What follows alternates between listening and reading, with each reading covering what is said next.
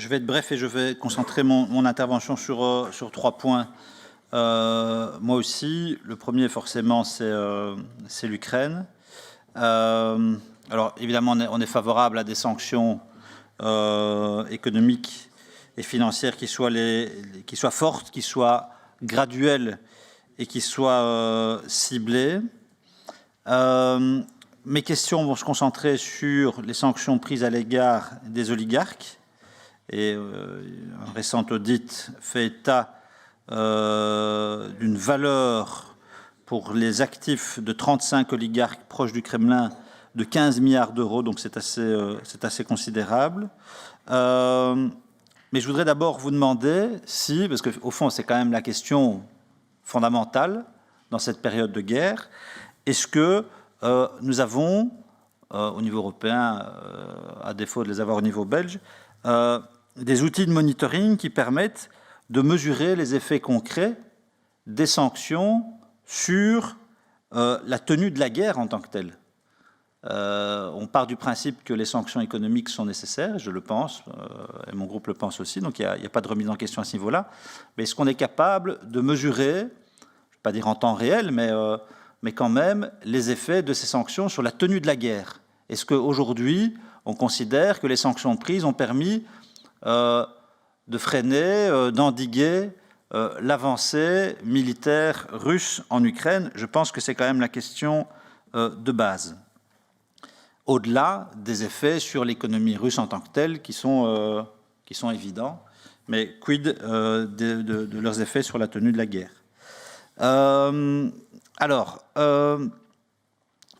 sur les oligarques en tant que tels, quelles sont les sanctions ciblées qui ont déjà été prises à leur égard de manière précise?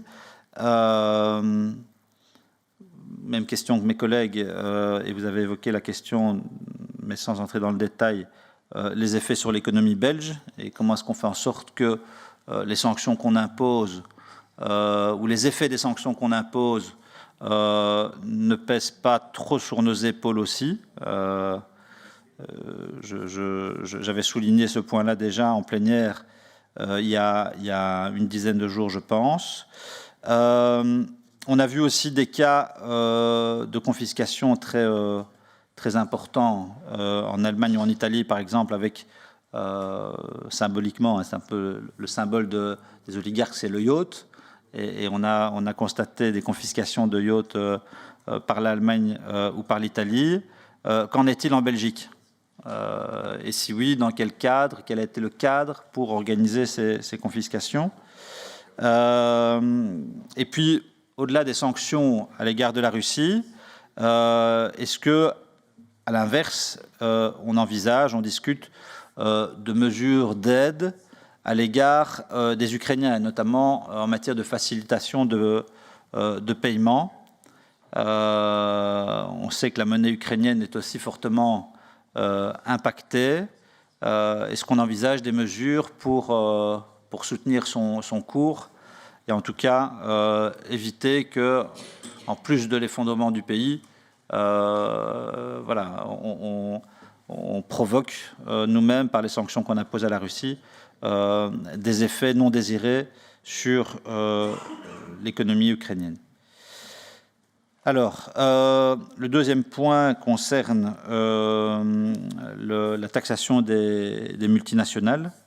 Vous savez à quel point c'est un dossier qui est important à nos yeux et qui, je pense, constitue une base ou la base peut-être d'un changement de paradigme au niveau de la fiscalité internationale, même si on aurait souhaité un taux minimal plus élevé. Je voudrais savoir quelle est la position que vous avez défendue au sein de l'ECOFIN et ce que vous avez dit pour faire en sorte que la Belgique soit à la pointe de ce combat important. Est-ce que vous avez une idée aussi du timing pour la suite des opérations jusqu'à ce qu'un accord soit approuvé?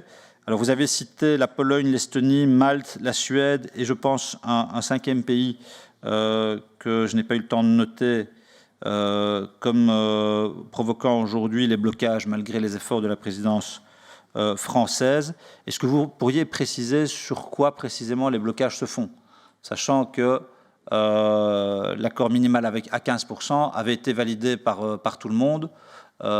Pourquoi est-ce qu'aujourd'hui, au niveau intra-européen, ça bloque subitement?